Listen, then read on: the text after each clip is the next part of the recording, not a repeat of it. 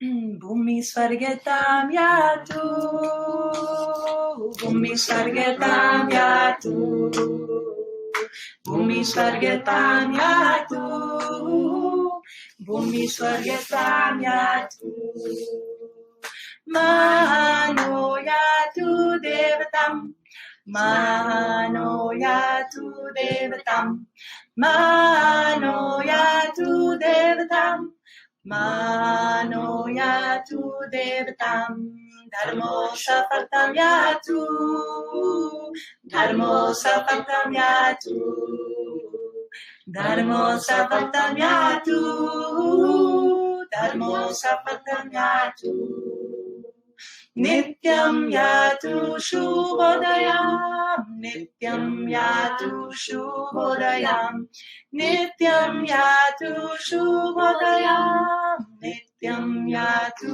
शुभोदयं, भूमि स्वर्गतां यातु, भूमि स्वर्गतां यातु, भूमि स्वर्गतां यातु, भूमि स्वर्गतां यातु।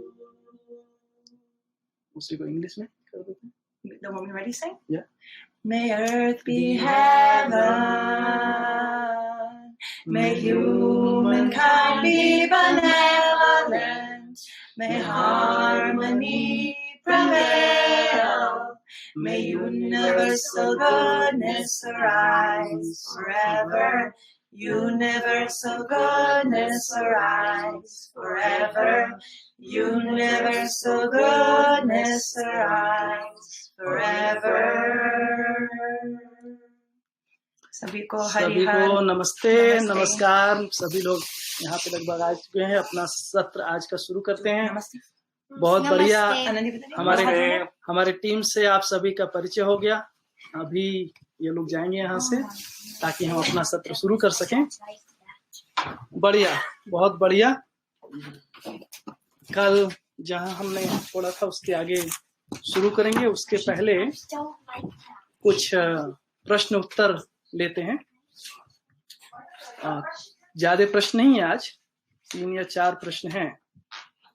एक तो प्रश्न है, भैया ने किसी ने कहा था उनका नाम उसमें उस तरह से नहीं लिखा है, कोई एग्जिस्टेंस लिखा है तो नाम पता नहीं चल रहा था कि कौन है। प्रश्न उनका था भैया का कि आवेशित गति का परिणाम शुभ में बदल जाए, इसके लिए क्या सोल्यूशन है। तो भैया जो आवेशित गति है, एक तो जड़ प्रकृति में जो आवेशित गति है, उस जड़ प्रकृति में जो आवेशित गति है उसका प्रकृति में सदुपयोग है, उससे कोई व्यवधान नहीं होता, वो व्यवस्था के अर्थ में ही अंतर रहता है। जो समस्या है, जहां से जिस आवेशित गति से समस्या होती है, वो चैतन्य प्रकृति की बात है। ये जो मानव में चैतन्य प्रकृति, जो मानव है, चैतन्य प्रकृति है, वहां पे जो आवेश है, उस आवेश को शांत करने का एकमात्र उपाय है अध्ययन। अध्ययन के लिए फिर कैसा वातावरण चाहिए, हमको क्या करना है, क्या प्रयास हमें करना है, अंततः जो आवेश है अध्ययन से ही वो तृप्त होता है। अध्ययन पूर्वक ही हम समझदार होते हैं और समझदारी के बाद ही हम आवेशों से मुक्ति मिलती है। दूसरा, हमारे अरुण भैया ने पूछा था कि भैया प्राण के 5 भेद को समझाइए। तो भैया ये जो 5 प्राण है वो आयुर्वेद में बहुत अच्छे से डिटेल में लिखा गया है। यदि आप गूगल के ऊपर सर्च करोगे 5 प्राण या 5 वायु, है ना, तो ये जो उसमें काफी विस्तार से आपको मिल जाएगा। जो मुख्य बात है यहाँ पे, प्राण वायु का संतुलन जो परंपरा में या जो आयुर्वेद में और कहीं और है, वो ज्यादातर योग, प्राणायाम, है ना, उस तरीके से, या आहार, अपने विहार को संतुलित करके काफी उसमें चर्चा की गई है। यहाँ जो बाबा जी लिख रहे हैं उसमें 4 महत्वपूर्ण आयाम उन्होंने दिया है। विचार और व्यवहार को उन्होंने भी उसके साथ जोड़ा है। तो जो मौलिक अंतर है यहाँ पे वो है विचार व्यवहार के साथ जो हमारा आयाम है उसको समझना चाहिए कि विहार विचार, व्यवहार, आहार और विहार, इन चारों के साथ में है। तो भैया आप, अरुण भैया, आप गूगल पे सर्च करोगे आपको काफी चीजें मिल जाएंगी। और एक भैया का प्रश्न है कि भ्रांता भ्रांत में कितनी क्रिया है, 4.5 या 10? तो भैया भ्रांता भ्रांत 10 क्रियाओं कह रहे हैं। जब एक स्थिति है जीव चेतना, जीव चेतना से जब मानव चेतना में ट्रांजिशन हुआ, संक्रमण हुआ, मानव पद में प्रतिष्ठित हुआ, वहां से हम भ्रांता भ्रांत को देख रहे हैं, है ना। और उस समय जीवन की 10 क्रियाएं संचालित रहती हैं। और एक क्वेश्चन और है जिसको किसी भैया ने, उस पे तो नहीं लेकिन हमको राकेश भैया ने दिया था, और वो है प्रत्याकर्षण को जड़ और चैतन्य प्रकृति में समझाइए। तो भैया जो प्रत्याकर्षण है उसको समझाने के लिए कल भी हम लोगों ने काफी उस पर लंबा हमने सत्र रखा था। नियोमी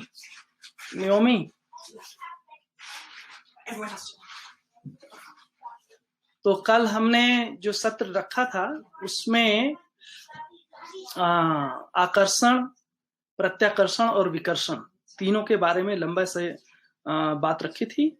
उसी को आज फिर से एक बार रख देता हूं, थोड़ा सा और उसमें बढ़ाकर। एक तो परिभाषा को सटीकता से पकड़ना चाहिए कि जब हम आकर्षण कह रहे हैं, प्रत्याकर्षण कह रहे हैं और विकर्षण कह रहे हैं, इंग्लिश में हमने बोला था अट्रैक्शन, और जो प्रत्याकर्षण है प्रति, उसका एक जो रिस्पॉन्स है ना, उसको प्रत्याकर्षण है। वो रिएक्शन नहीं है, उसका अपोजिशन नहीं, उसका उल्टा नहीं है, काउंटरिंग नहीं है, वो एक उसका रिस्पॉन्स है ना।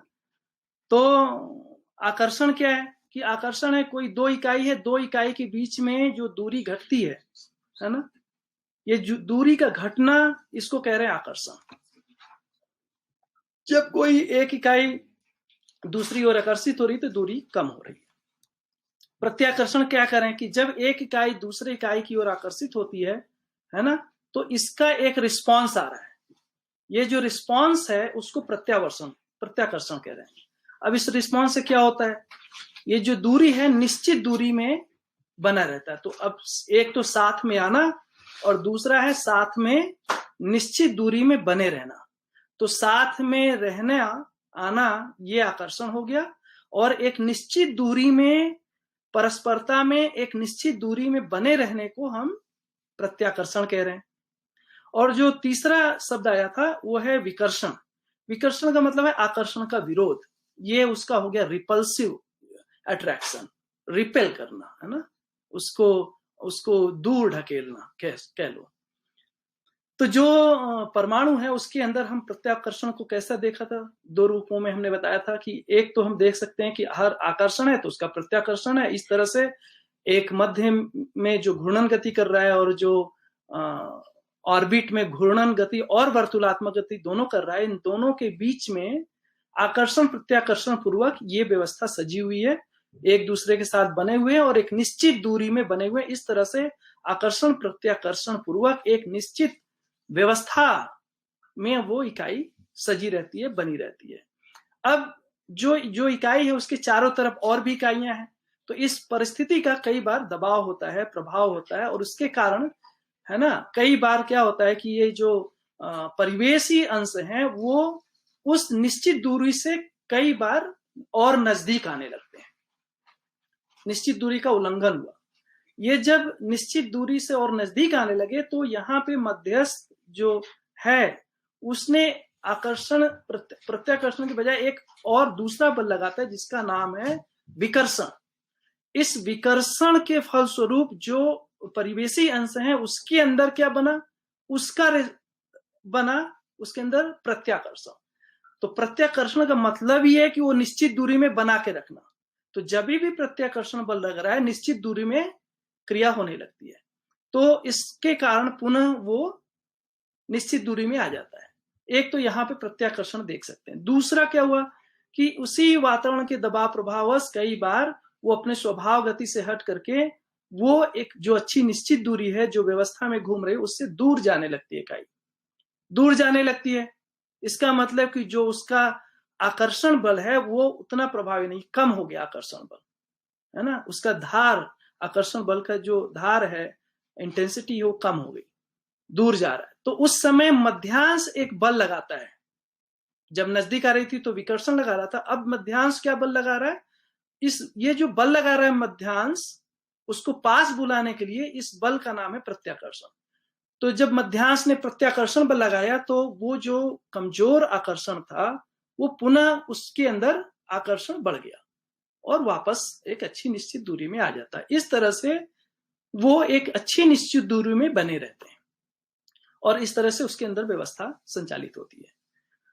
जब हम इसी को मानव के संदर्भ में देखते हैं, चैतन्य इकाई के संदर्भ में देखते हैं, तो हमको क्या दिखाई देता है वहां पे? ये जो आकर्षण है हमको, वो मध्यांश का आकर्षण है, ज्ञान का आकर्षण है, व्यवस्था का आकर्षण है। जब हमको कोई मानव दिखाई देता है जो व्यवस्थित जी रहा है, जिसका आचरण निश्चित है ना, जो समझदार है, तो हमारा नेचुरल जो इंक्लिनेशन है, हमारा जो आकर्षण है, वो एक समझदार मानव की तरफ हुआ। अब हम आकर्षित हुए उसकी ओर, समझदार मानव की ओर। ये जो आकर्षण है, सबसे पहला, अब यहां इस आकर्षण के फलस्वरूप ही हमारे अंदर समझदारी की बात आती है, हम समझने की ओर आगे बढ़ते हैं। अब इस आकर्षण में क्या होता है? इस आकर्षण में ये होता है कि हम उस व्यक्ति की बात सुनते हैं। पर सबसे पहले, अब यहां से अध्ययन की शुरुआत है और अध्ययन को 3 स्टेजेस में देख सकते हैं। पहला बात है कि जो शब्द है, हर शब्द का एक निश्चित अर्थ है, उस अर्थ के स्वरूप में को हम, उस शब्द का एक निश्चित अर्थ है, तो शब्द को सुनना, उसके अर्थ को समझना, और अर्थ के स्वरूप में अस्तित्व में कोई एक निश्चित वस्तु है, उस वस्तु को पकड़ना कि वस्तु क्या है। ये जो वस्तु है, वस्तु हमको समझ में आ रहा है, वस्तु का हमको साक्षात्कार हुआ। ये जो साक्षात्कार हुआ, ये सब जो घटनाएं घट रही हैं, ये आकर्षण। अब यहाँ पे आकर्षण के स्वरूप ही घट रहा है, क्योंकि हम समझदार मानव की तरफ आकर्षित हैं, इसलिए हम उसके शब्द को भी सुनते हैं, उस शब्द का अर्थ भी समझ रहे हैं, है ना, उसको अपने जीवन में आत्मसात भी करना चाहते हैं। इसके फलस्वरूप में जो दूसरा दिखता है कि जब सच्चाई का, जब वस्तु का साक्षात्कार होता है, तो एक समय बाद जब पूरी सच्चाई उसमें आती है, बुद्धि उसको स्वीकार कर लेता है, अपने में स्वीकार कर लिया। ये स्वीकार करने के बाद जो उसके अंदर हुआ, जो अवधारणा बनी, उस अवधारणा को बुद्धि प्रमाणित करने जाता है। तो अभी तक तो जो आकर्षण है, अब जब प्रमाणित करने जा रहा है, तो प्रमाणित करने में जब उसको तृप्ति मिलती है जीवन में, है ना, यहां से उसके अंदर प्रत्याकर्षण शुरू होता है। बेसिकली प्रत्याकर्षण क्या है जीवन में? आकर्षण, और आकर्षण के बाद प्रत्याकर्षण। प्रत्याकर्षण से जीवन में एक तृप्ति की जगह बनती है, या जो प्रमाणित करने में जो तृप्ति मिलती है, उससे उसके अंदर प्रत्याकर्षण हुआ। ये जो बोध है, समझ है, जो बोध है, और बोध को जब हम प्रमाणित करने गए, उस प्रमाणित करने के क्रम में, जो प्रमाणित करने के क्रम में जो तृप्ति बिंदु मिलता है, बोध और प्रामाणिकता का जो तृप्ति बिंदु है, उसको कह रहे हैं अनुभव। तृप्ति को अनुभव कह रहे हैं। यहां जो ये अनुभव हुआ, जो ये तृप्ति मिली, यहां से एक और दूसरे लेवल का कंपनात्मक गति जीवन में, ये जो तृप्ति है, यही कंपन है। अब यहाँ पे पूरा जीवन जो क्रिया चल रहा था, पूरी जीवन में, पूरा जीवन इकाई अपने में सिंक्रोनाइज हो जाता है, एक हार्मोनियस मोशन उसके अंदर शुरू हो जाता है, एक सिंक्रोनिसिटी, एक हार्मनी पूरे जीवन में स्टैब्लिश हो जाती है ना। ये जो कंपन है, अब इस पूरे जीवन का कंपन का स्वरूप बदल गया, पहले जैसा नहीं रहा। ठीक है, तो इस तरह से जड़ और चैतन्य प्रकृति में प्रत्यावर्तन का रोल आप देख सकते हैं। बेसिकली प्रत्यावर्तन को जब हम कह रहे हैं, तो बेसिक मतलब है प्रत्यावर्तन का कि अच्छी निश्चित दूरी में बने रहना। दूसरे भाषा में कह सकते हैं कि व्यवस्था में होना। ये जो स्वभाव गति में होना, व्यवस्था में होना, अच्छी निश्चित दूरी में बने रहना, इसको प्रत्याकर्षण कह रहे हैं। और ये हमको जड़ प्रकृति में भी दिखाई दे रहा है कि किस तरह से अच्छी निश्चित दूरी, जब वो आवेश में होता है, एक अच्छी निश्चित दूरी में घूम रहा होता है और नजदीक आता है, तो वहां भी प्रत्याकर्षण, दूर जाता है तो वहां प्रत्याकर्षण।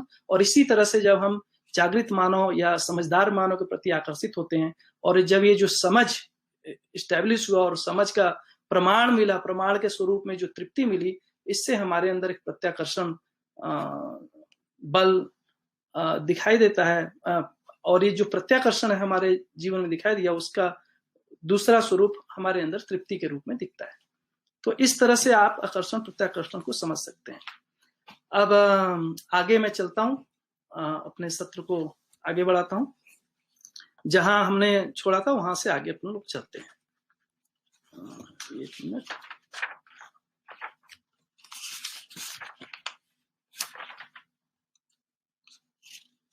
हाँ, यह है पेज नंबर 97, उसका लास्ट जो अनुभूति है वहां से शुरू करेंगे।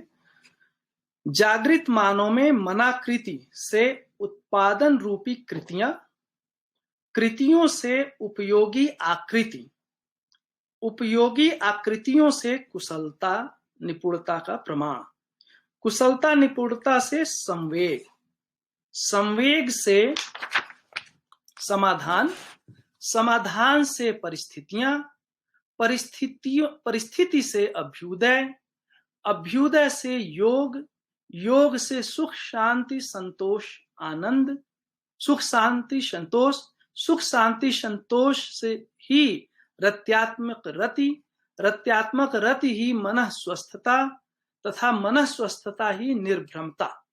जागृत मानव उपरोक्त क्रम विधि से प्रमाणित होता है। और आगे इसमें जितने भी शब्द लिखे गए हैं उसकी परिभाषा लिखी गई है। कृति का मतलब है विचारानुरूप की गई क्रिया की कृति संज्ञा है। आकृति क्या है? क्रिया द्वारा अनेक अणु परमाणुओं समूहों के संगठित रूप की आकृति संज्ञा है। तीसरा जो परिभाषा है उसके अंदर मानवीयता पूर्ण तथा अमानवीयता पूर्ण विचारों के अनुरूप कार्य की सुकृति तथा अमानवीयता पूर्ण विचारों के अनुरूप किए गए कार्य की दुष्कृति संज्ञा है। आसक्ति क्रिया के लिए जो आकर्षण है उसकी आसक्ति संज्ञा है। संवेग जागृति के प्रति उत्कंठा ही संवेग संज्ञा है। परिस्थिति समाधान से युक्त मानसिक तथा शारीरिक अवस्था की परिस्थिति संज्ञा है। योग स्वयं में जिसका अभाव हो या अभाव प्रतीत होता हो, दूसरे में उसी की समृद्धि स्वभाव हो, ऐसे उभय सानिध्य की योग संज्ञा है। रति उपरोक्तानुसार प्राप्त उभय सानिध्य मध्यस्थ आकर्षण एवं प्रत्याकर्षण के प्रबल वेग की रति संज्ञा है। रत्यात्मक रति रति की निरंतरता से रत्यात्मक रति है। विरत्यात्मक रति रति की निरंतरता जिसमें नहीं है। और वियोग रति खंडन की वियोग संज्ञा है। मनाकृति का परिभाषा है योग वियोग से प्राप्त जानकारी सहित पुनर्कल्पना की मनाकृति संज्ञा है। तो अब इस अनुभूति को फिर से देखते हैं। इस सारे परिभाषा एक कह रहे हैं कि जागृत मानव में मनाकृति, मनाकृति मन के अंदर जो हमारी आकृतियां बनती हैं, ये जो मन के अंदर आकृति बनती है वो भौतिक रासायनिक वस्तुओं को लेकर बन सकती है या व्यवस्था को लेकर बनती है। हमको व्यवस्था में जीना है, उस व्यवस्था का आकृति बनता है हमारे अंदर, या फिर भौतिक रासायनिक वस्तुओं का। ये जो मन के अंदर आकृति बन रही है ना, ये जो जीवन में आशा विचार इच्छा के पूरे संयुक्त स्वरूप में ये जो कल्पना में आकृति उभर कर आती है, उसको हम जब बाहर एग्जीक्यूट करते हैं, है ना, उसका कोई रूप देते हैं जड़ प्रकृति के साथ, तो उसके अंदर हम कोई एक आकृति को देखते हैं। तो कृति जीवन में और आकृति हम भौतिक रासायनिक वस्तुओं के साथ हम उसको स्वरूप जो दे रहे हैं बाहर दे रहे हैं। ठीक है, ये जो कृतियां हैं वो उपयोगी आकृति, चूंकि हम लोग यहाँ पे एक जागृत मानव के व्यवहार का या एक अस्तित्वगत जो व्यवहार है मानव का उसकी बात कर रहे हैं, है ना। तो एक मिनट, अस्तित्व में मानव के व्यवहार को हम समझने जा रहे हैं। तो इसमें जाहिर सी बात है कि हम उपयोगी कृति की बात कर रहे हैं, अनुपयोगी कृतियों की बात यहाँ पे नहीं कह रहे।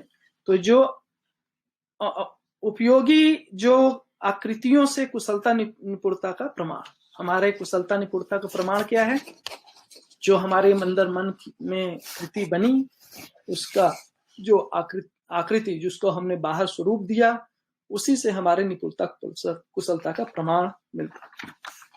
संवेग, निपुणता कुशलता से संवेग, संवेग है ना, पूर्णता के अर्थ में वेग, पूर्णता के अर्थ में गतित होना, जागृति के लिए गतित होना, है ना, संवेग कह रहे हैं। और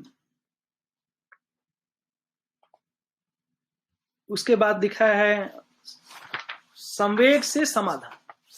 जब हम जागृति की ओर बढ़ते हैं, उसके लिए जो करना है वो करते हैं, अध्ययन करना है ना, जीना है, व्यवहाराभ्यास कर्माभ्यास करते हैं, उसके फलन में हमें समाधान हुआ। समाधान से परिस्थितियां, परिस्थितियां दो तरह का है, एक तो प्राकृतिक जो वातावरण है परिस्थिति है, दूसरा है मानवकृत परिस्थिति।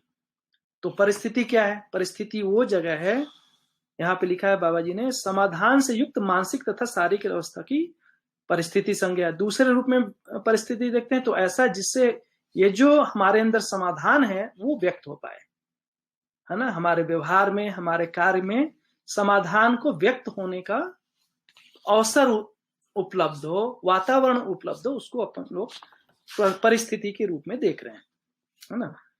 उसके तो बेसिकली एक तरह से समाधान से परिस्थिति, तो हमने समाधान से क्या देखा कि ये जो व्यवस्था है, जो अनुकूल वातावरण है, उसके लिए वो चाहिए।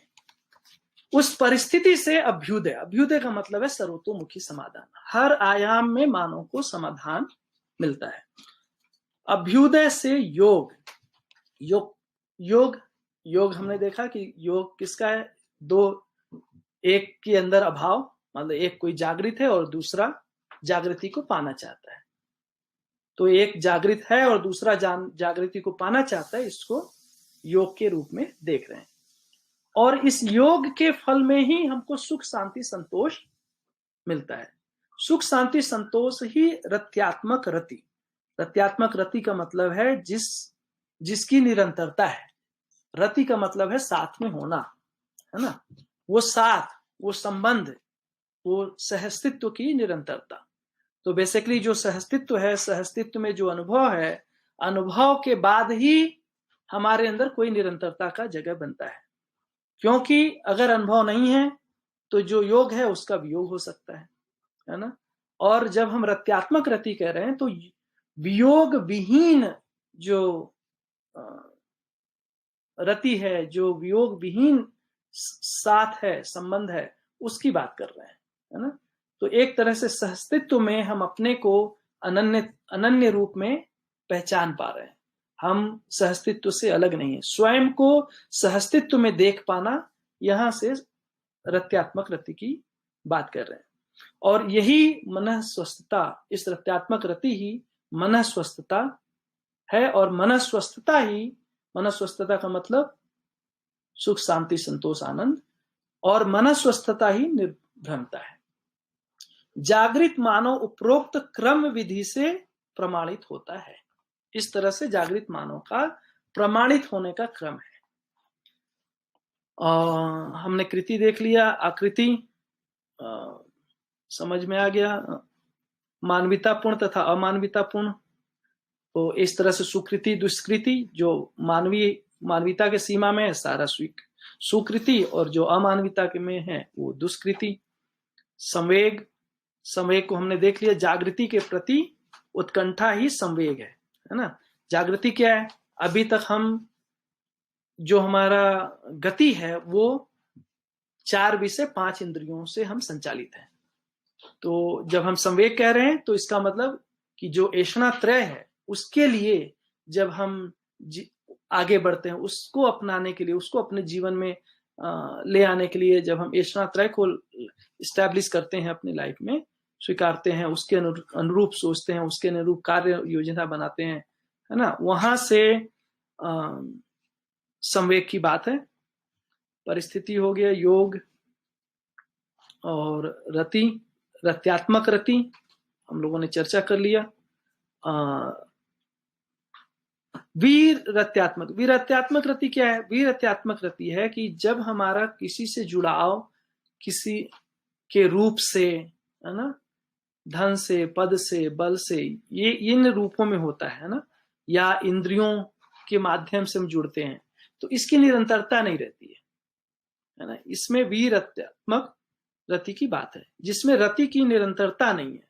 हमारा जुड़ाव उन आधारों पे है जो निरंतर नहीं रहता है, जो क्षणिक है, जो टेम्परेरी है।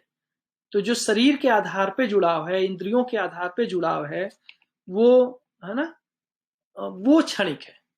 और जब हम वियोग कह रहे हैं तो रति का खंडन, अब हम इसी समय किसी से हम टूट जाते हैं, अलग हो जाते हैं, जैसे हमारा विवाह हुआ, विवाह से हम छोड़ दिए, लोग बोलते हैं तलाक ले लिए, इसको हम कह रहे हैं वियोग। उस संबंध से हम अलग हट जाते हैं। और ये जो वियोग है, सारा वियोग एक बहुत सुंदर है कि हर वियोग के बाद फिर मनुष्य के अंदर पुनः योग की कामना बनती है, वो फिर साथ में जुड़ना चाहता है। जड़ के साथ रति क्रिया क्षणिक तथा अस्थायी, वैचारिक रति दीर्घकालिक तथा सत्य रति नित्यकालिक है, जो केवल अनुभव और अनुभव की निरंतरता है। तो इस तरह से इसमें दिखाई देता है कि जो रति है, जो साथ में होना है, यदि हमारा रति, हमारा संबंध, हमारा साथ में होना यदि जड़ प्रकृति के साथ है तो वो अस्थायी है, क्षणिक है। विचार के साथ हम किसी से जुड़ते हैं तो वो दीर्घकालिक है। और जब हम सत्य के साथ, सहअस्तित्व के साथ जुड़ते हैं तो नित्यकालिक है। मृद, पाषाण, मणि और धातु व उसके विकार को पदार्थाकार, वनस्पति में पाई जाने वाली प्राण कोशाओं से रचित रचनाओं को प्राणाकार, पशु पक्षी में पाई जाने वाली आशा को जीवाकार और मानव में पाई जाने वाली क्रिया मात्र के प्रति दर्शन योग्य क्षमता संपन्न मन, वृत्ति, चित्त व बुद्धि को ज्ञानाकार संज्ञा है। तो जो विकार है, विकार का मतलब फैलाव, जो मृद, पाषाण, मणि, धातु है, वो जो है पदार्थाकार, पदार्थ का जो आकार है वो ठोस, तरल, विरल रूप में हमको दिखाई देता है। जो वनस्पतियां हैं, वो वनस्पतियां, सारी वनस्पतियां प्राण कोशाओं से रचित रचना है, उस रूप में हमको दिखाई देती हैं, प्राणाकार। पशु पक्षी में पाई जाने वाली आशा को जीवाकार, मतलब जीवाकार का मतलब है कि जो जीवन है वो शरीर को ही मैं मान लेता है ना, स्वयं को जीवन मान लेता है, उस रूप में जीवाकार। और ज्ञानाकार जब कह रहे हैं, जब मानव में पाई जाने वाली क्रिया मात्र के प्रति दर्शन योग्य क्षमता संपन्न मन, वृत्ति, चित्त व बुद्धि, वहां पे ज्ञानाकार की बात है।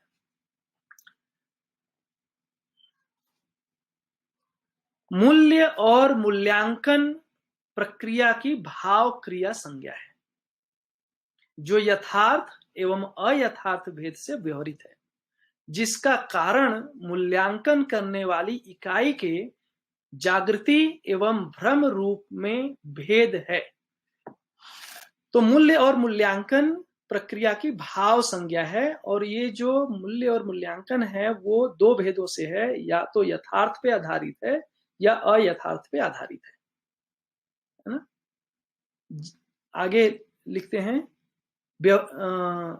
जागृति से ही पूर्ण समझ सहित सही मूल्यांकन होता है, अन्यथा अवमूल्यन या अधिमूल्यन होता है। तो जो मूल्य और मूल्यांकन है वो व्यवहार में तभी प्रमाणित होता है जो जागृति के साथ जुड़ा हुआ है।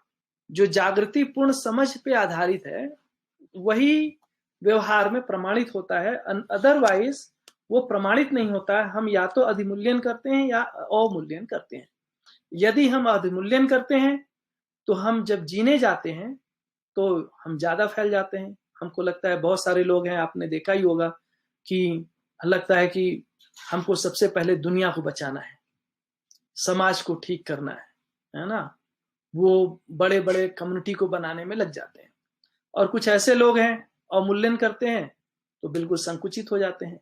या तो हम चूंकि अधिमूल्यन कर रहे हैं तो बहुत फैल जा रहे हैं जीने में अपने, और यदि अवमूल्यन करते हैं तो बिल्कुल संकुचित हो जा रहे हैं। सही मूल्यांकन करने के बाद ही हमको सही जीने का स्वरूप, व्यवहार कहाँ होगा, कैसे होगा, किसके साथ होगा, एक निश्चित स्वरूप जो परिवार के सीमा में दिखाई देता है, वहां से हमारा एक सही व्यवहार और कार्य का स्कोप दिखता है वहां से। और वो ये जो अतिव्याप्ति अनाव्याप्ति दोष है उससे हम मुक्त होते हैं। मानव अपने जागृति के स्तर से तथा उसके अनुरूप ही मूल्यांकन क्रिया करता है। हर मनुष्य का जो मूल्यांकन है वो इस पे निर्भर करता है कि आप कितना जागृत हैं। जितना आपका समझ है उतना ही मूल्यांकन कर सकते हैं, और जो मूल्यांकन है वही आपके कार्य व्यवहार में, आपके जीने में दिखाई दे रहा है। तो इस तरह से यदि जीने को ठीक करना है, हमारे व्यवहार को ठीक करना है, कार्य को ठीक करना है, उसमें जो हमारे व्यवहार कार्य में अतिव्याप्ति अनाव्याप्ति अव्याप्ति दोष है उससे मुक्त होना है, तो उसके लिए मूल्यांकन ठीक करना होगा। और मूल्य और मूल्यांकन पूर्वक ही हम भाव संपन्न होते हैं, अदरवाइज हम अभाव में बने रहते हैं। हृदय और 5 इंद्रियों से संबंधित विषयों के प्रति जो आसक्ति या अनासक्ति है उसी के आधार पर ही मानव जीवन की जागृत अवस्था का निर्णय है। मन, वृत्ति, चित्त, बुद्धि और आत्मा के संयुक्त क्रियाकलाप में जागृति प्रमाणित होती है। तो 2 शब्द आता है, एक अनुभव और एक है जागृति। मन वृत्ति को पहचानती है, वृत्ति चित्त को पहचानती है, चित्त बुद्धि को पहचानती है, बुद्धि आत्मा को पहचानती है। ये जो क्रिया है ये अनुभव करने की क्रिया है ना। और जब हम मन से आत्मा से बुद्धि, बुद्धि से चित्त, चित्त से वृत्ति, वृत्ति से मन की ओर आ रहे हैं और मन द्वारा जो शरीर से हुआ इसको जागृति कह रहे हैं। ठीक है, तो कह रहे हैं कि हृदय और 5 इंद्रियों से संबंधित विषयों के प्रति जो आसक्ति या अनासक्ति है उसी के आधार पर ही मानव जीवन की जागृति अवस्था का निर्णय है। यदि हम वस्तुओं में आसक्त हैं, है ना, हमारी आसक्ति बनी हुई है, इसका मतलब जागृति नहीं है। आसक्ति का क्या मतलब है कि कोई चीज छोटा है उसको हम बड़ा मान रहे हैं, वो इतना महत्वपूर्ण नहीं है, लेकिन लगता है कि यही हमारे लिए महत्वपूर्ण है। जैसे हम घर है, घर जितना है जो इसका उपयोगिता सदुपयोगिता है उससे हम उसको ज्यादा मानते हैं, पैसे को हम उससे ज्यादा मानते हैं, घर जो हमारी गाड़ी है उसको हम ज्यादा मान रहे हैं। इस तरह से आसक्तियां हैं। तो आसक्ति हम शरीर से, वस्तुओं से हमारी आसक्ति है। और क्यों है? क्योंकि हमने लघु मूल्य को गुरु मूल्य मान लिया है, इस कारण से हमको दिखाई देता है। आगे और जो अनासक्ति है, यदि हम समझदारी के साथ प्रस्तुत होते हैं तो फिर अनासक्ति है, हमको उसका सही सदुपयोग पता रहता है। घर का प्रयोजन क्या है, उसका सदुपयोग कैसे होगा, उसका उपयोग कैसे होगा, इस तरह से हम उसका उपयोग, सदुपयोग, प्रयोजन के अर्थ में इन चीजों को पहचानते हैं और अनासक्त रहते हैं। आहार, निद्रा, भय एवं मैथुन, यह 4 विषय हृदय का स्वागत भाव एवं शब्द, स्पर्श, रूप, रस, गंधेंद्रियों द्वारा प्राप्त होने वाले आस्वादन में जो सुख एवं दुख पक्ष है वह मन का, न्यायान्याय, धर्माधर्म, सत्यासत्य निर्णय वृत्ति का, रूप गुण स्वभाव मात्र का तथा सम विषम मध्यस्थ ज्ञान का चित्र रचना चित्त का और काल का, क्रिया तथा सत्य का बोध बुद्धि का और सहस्तित्व में अनुभव आत्मा का स्वत्व है। तो मुझे लगता है ये तो क्लियर ही है। शरीर की हर क्रिया और व्यवहार समुच्चय विचार पक्ष के योग से ही है, जिसके लिए पंचेंद्रियां माध्यम हैं। तो कोई भी जो क्रिया मनुष्य कर रहा है वो विचार पक्ष के साथ ही हो रहा है, चाहे वो व्यवहार हो या कार्य हो, उसमें विचार का होना जरूरी है। जीवन में जो आशा विचार इच्छा है, जो कल्पना है, उसका होना जरूरी है। मानव ने अपनी सफलता का प्रयास स्वार्थ, परार्थ तथा परमार्थ मात्र से किया है।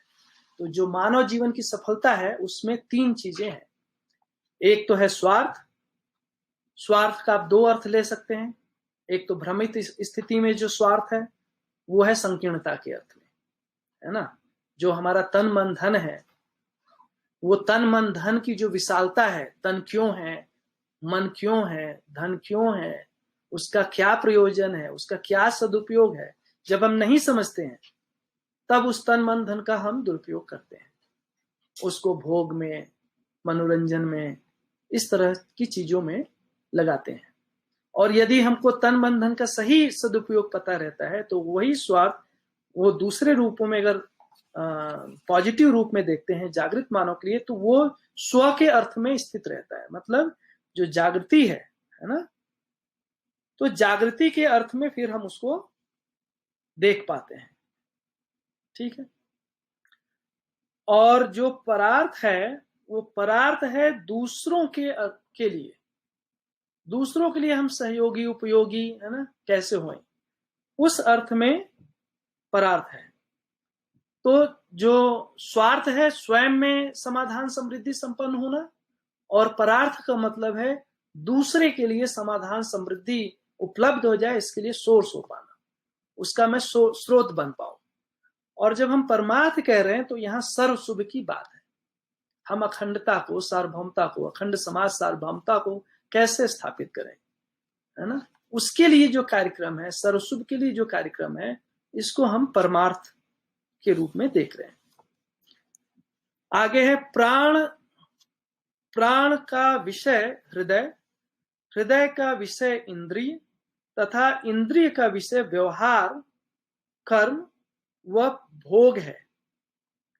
प्राण हृदय को, हृदय इंद्रियों को, इंद्रियां व्यवहार व भोग को प्रेरित करते हैं। तो ये लगभग बहुत ही क्लियर लिखा हुआ है, तो इसको मैं आगे बढ़ता हूं। शरीर, हृदय एवं प्राण समूह को स्थूल पिंड या स्थूल शरीर, मन, वृत्ति एवं चित्त को सूक्ष्म शरीर और बुद्धि एवं आत्मा को कारण शरीर संज्ञा है। यहां शरीर का तात्पर्य क्रिया से है। तो शरीर का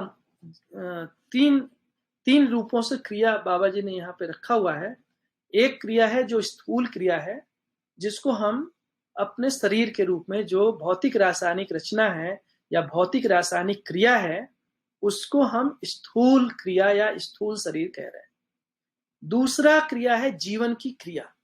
जीवन की क्रिया में 2 भाग है। एक भाग है सूक्ष्म, जिसमें आशा विचार इच्छा, जो 4.5 क्रिया है, इसको सूक्ष्म शरीर कह रहे हैं, वो एक क्रिया। और दूसरा है उस जीवन के अंदर ही, जीवन क्रिया में एक दूसरा भाग है जिसको हम कारण क्रिया कह रहे हैं या कारण शरीर कह रहे हैं, वह बोध और आत्मा की क्रिया। बुद्धि द्वारा बोध की क्रिया आत्माभिमुख विधि से जागृति को और भ्रमवश विमुख रहकर समस्या का कारण बना रहता है। इसी को जागृति व भ्रम की संज्ञा है। तो भ्रम किसको संज्ञा कह रहे हैं? भ्रम नाम दे रहे हैं बुद्धि को। कौन सी बुद्धि? एक तो बुद्धि वो है जो आत्मा के संकेतों को ग्रहण कर पा रही है, आत्मा को पहचान पा रही है, आत्मा को देख पा रही है, आत्मा से संचालित है। ऐसी बुद्धि को, जो आत्मा विमुख है बुद्धि, उसको कह रहे हैं जागृति। और ऐसी बुद्धि जो आत्मा के संकेतों की बजाय को नहीं देख पा रही है, जो जीवन में क्रियाकलाप हो रहे हैं, जो 4.5 क्रिया में हो रहा है, जो कल्पनाशीलता में चल रहा है, चित्रण में चल रहा है, इन सब क्रियाओं का भी दृष्टा बुद्धि बना रहता है। इसको देखने वाला बुद्धि है। ये जो बुद्धि इन क्रियाओं को देखता है, उस समय उसको भ्रम की स्थिति बोल रहे हैं। इस तरह से बुद्धि में जागृति और भ्रम की बात यहाँ पे कह रहे हैं। आत्मा से विमुख बुद्धि ही अहंकार है। अहंकार किसको कह रहे हैं? आत्मा से विमुख बुद्धि ही अहंकार है। आत्मा के संकेत ग्रहण से वंचित रहना ही आत्म विमुखता है। तो अहंकार, बुद्धि का ही एक नाम रखा है अहंकार। कौन सा? जब वो आत्मा के संकेतों को ग्रहण नहीं कर रहा है और जीवन में जो 4.5 क्रियाएं चल रही हैं उसको देख रहा है, लेकिन बुद्धि उससे प्रभावित नहीं होता है, क्योंकि बुद्धि एक सम क्रिया है, उसका दृष्टा बना रहता है, लेकिन उससे वो प्रभावित नहीं होता है ना। इस जगह को वो अहंकार नाम दे रहे हैं। जो सामान्य भाषा में हम लोग कहते हैं अहंकार, वो बेसिकली आवेश, हठ, आसक्ति, अभिमान ना, आवेश, हठ जो और अभिमान को हम अहंकार कई बार बोलते हैं। वो उस रूप में नहीं कह रहे हैं। जो मन है, मन के अंदर जो आवेश है, वृत्ति में जो हठ है, चित्त में जो अभिमान है, वो एक अलग दिनचर्या में जब हम कहते हैं कि बहुत अहंकारी, वो अलग एक भाषा है ना। इसमें ये स्थिति हो सकती है कि एक मानव के मन में आवेश नहीं है, वृत्ति में हट नहीं है ना, और अभिमान से मुक्त है ना। तो ऐसी स्थिति हो सकती है कि आवेश नहीं है फिर भी हट है, अभिमान है, अहंकार है। एक ऐसी भी स्थिति हो सकती है जिसमें आवेश नहीं है, हट नहीं है, लेकिन अभिमान है और अहंकार है। ऐसी भी स्थिति हो सकती है जिसमें आवेश भी नहीं है, हट भी नहीं है, अभिमान भी नहीं है, अहंकार बचा हुआ है ना। और ऐसी भी स्थिति कि चारों का अभाव है, ना तो उसमें आवेश है, न हट है, न अभिमान है, और न ही अहंकार है। इस जगह पे उसको हम कह रहे हैं जागृति, भ्रम से मुक्ति। कारण एवं सूक्ष्म शरीर के अनुसार इच्छाएं हैं। कारण और सूक्ष्म क्रिया अविभाज्य है तथा सूक्ष्म एवं स्थूल क्रिया के अनुसार कार्य व्यवहार है। तो दो भाग हो गया। एक हो गया 1 मिनट, एक छोटा सा मैसेज है, बफरिंग। अभी आप लोग को ठीक से सुनाई दे रहा है? कोई लिख सकता है? आपको दिखाई दे रहा है, सुनाई दे रहा है अच्छे से?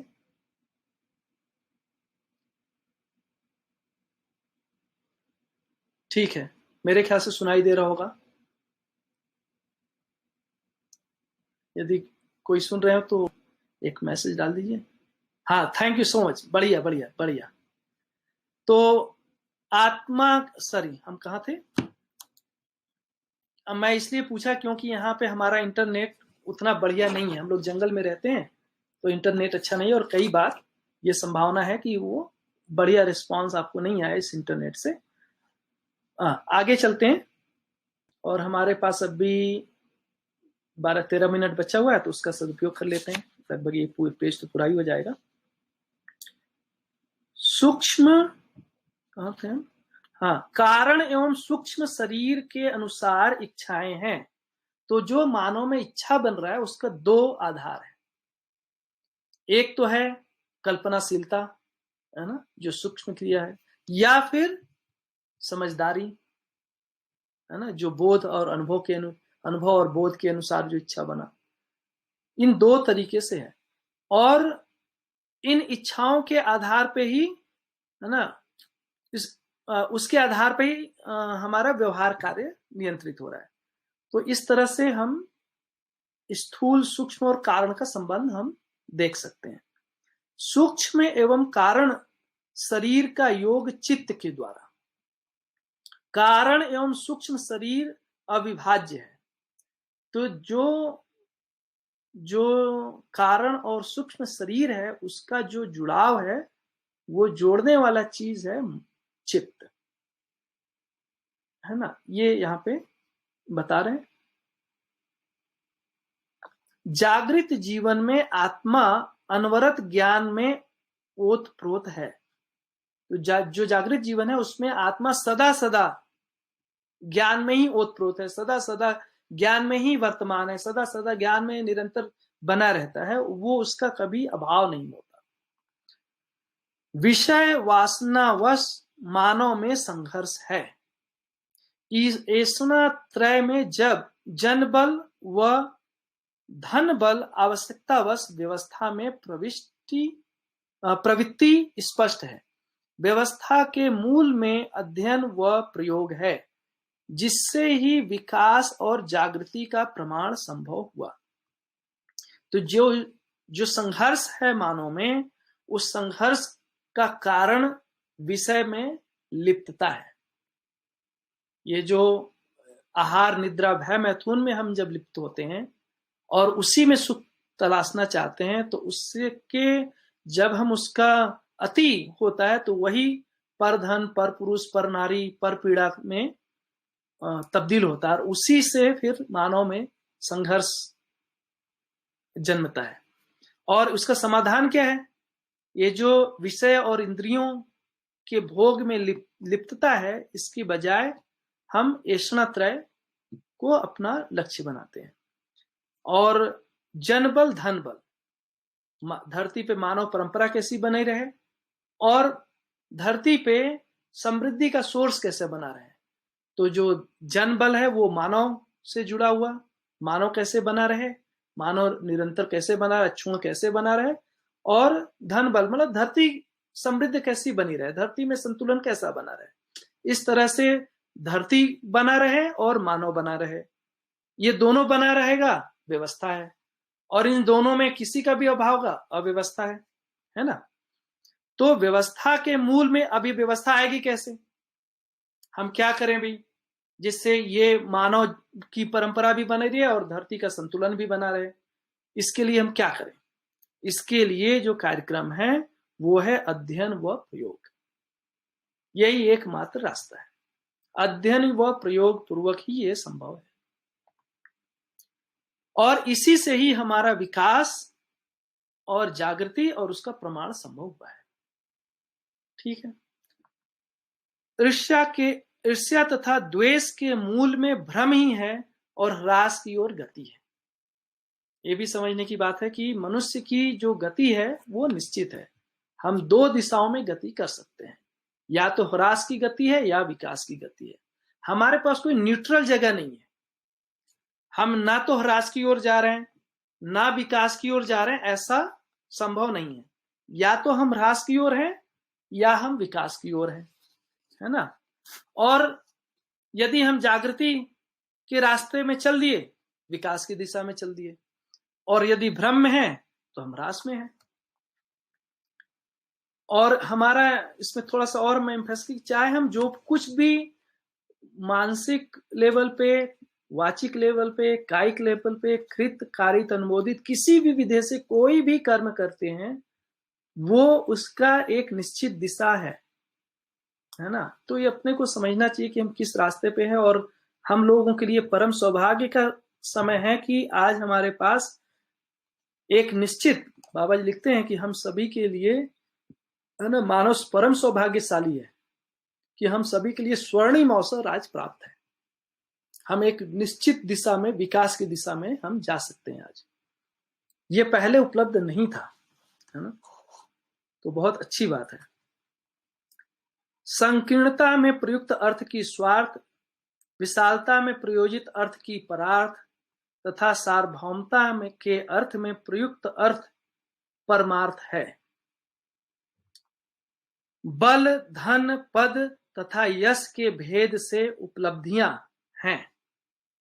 विज्ञान एवं विवेक के भेद से अध्ययन है, जो बुद्धि की क्रिया है। रूप जन्म सिद्ध है ही, है ना। पात्र एवं कुपात्र को प्रदत्त पद एवं अधिकार भेद से नियोजन है। तो ये इसके बाद संघर्ष व उत्पादन भेद से बल की प्रयुक्ति है।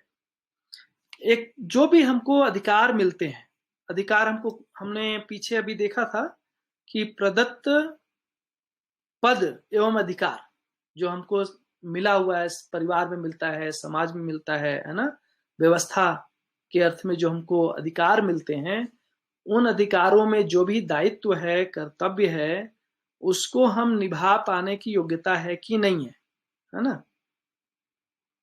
उसके आधार पे तय होता है कि हम पात्र हैं या कुपात्र हैं।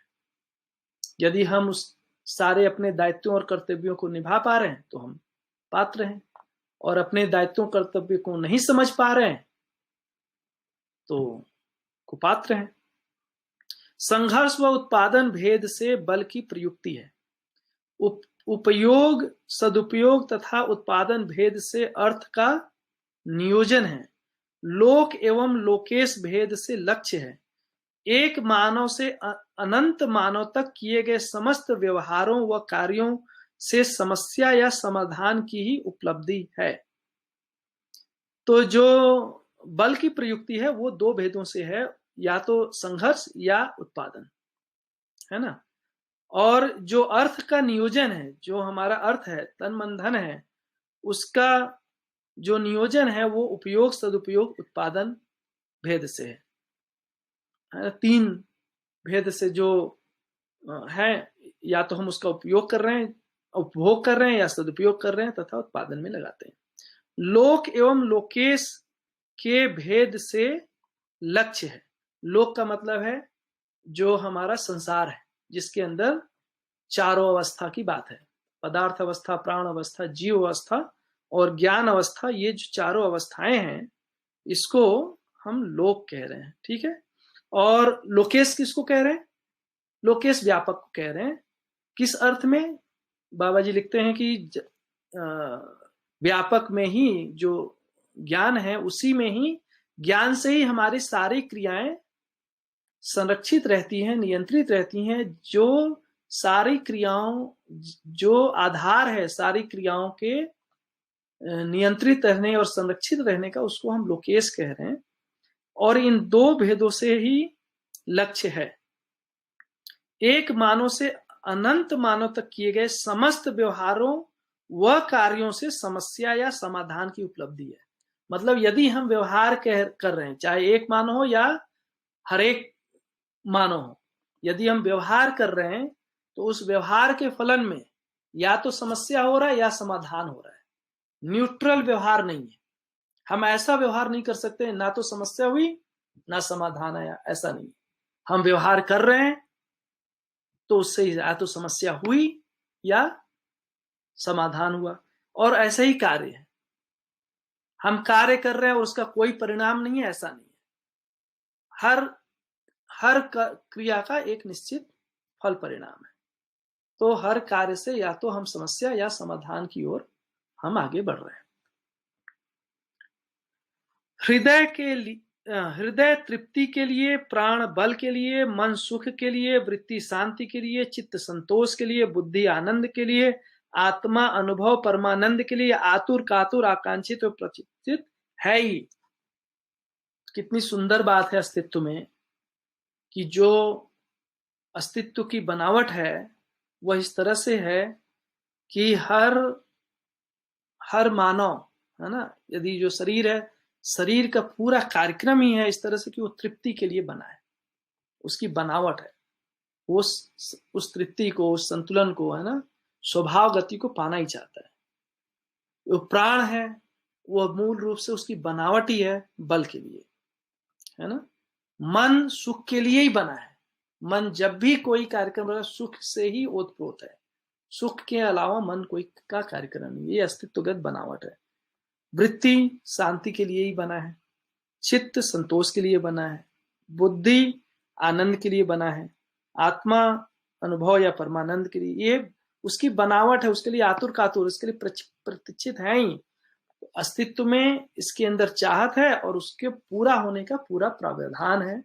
और वो जो पूरा होने का पूरा प्रावधान है आज मध्यस्थ दर्शन सह अस्तित्ववाद के साथ ही हमारे सामने उपलब्ध है। और हम सभी अगेन यहाँ पे बाबा जी को याद करना चाहेंगे कि हम सभी बहुत कृतज्ञ हैं कि आज जो मनुष्य की मूलभूत चाहत है उसको पूरा करने का पूरा जो कार्यक्रम है, उसके पीछे का जो विचार है, उसके पीछे का जो समझ है, उसके पीछे का जो अनुभव है, और उसके साथ साथ एक प्रमाण के रूप में किस तरीके से मानव व्यवहार कर सकता है, कार्य कर सकता है, उसका एक बढ़िया जीता जाता मॉडल हम लोग के सामने रहा है लंबे समय तक। और समय हो गया है, शायद मैं एक और कर लेता हूं तो ये पेज पूरा हो जाएगा। बुद्धि में पूर्ण बोध होने के साथ साथ ही आत्मा में अनुभव का होना पाया जाता है। ये जो बोध और अनुभव है, बोध क्या है? बोध है जो बुद्धि है वो आत्मा को पहचान ली, इसी को बोध कह रहे हैं। अभी क्या है, बुद्धि भ्रमित अवस्था में क्या कर रही है? बुद्धि आत्मा को नहीं पहचान पा रही है। बुद्धि केवल जो कल्पना में चल रहा है उसका दृष्टा बना हुआ है। तो जब बुद्धि का प्रत्यावर्तन आत्मा में होता है उसको कह रहे हैं बोध, है ना। और जिस क्षण बुद्धि का प्रत्यावर्तन आत्मा होता है, जिस क्षण बुद्धि आत्मा को पहचानती है, उसी क्षण अनुभव होता है। तो ये दो घटना, बोध और अनुभव, एक साथ में घटता है, इसमें दूरी नहीं है। और बोध हुआ, सच्चाई स्वीकार हुआ, तो अनुभव कब होता है? ये जो बुद्धि में स्वीकार हुआ, जब हम इसको प्रमाणित करने जाते हैं, तो ये बोध और प्रमाणिकता का जो तृप्ति बिंदु है, वहां उस तृप्ति बिंदु में ही बुद्धि में जो स्वभाव धर्म है वो निहित हो जाता है। और स्वभाव धर्म में निहित होने के साथ ही आत्मा सहअस्तित्व में अनुभूत हो जाती है। तो इस रूप से आज लगभग यहीं रोकना चाहिए। पीछे कल जो हमने सेशन लिया था उसमें थोड़ा समय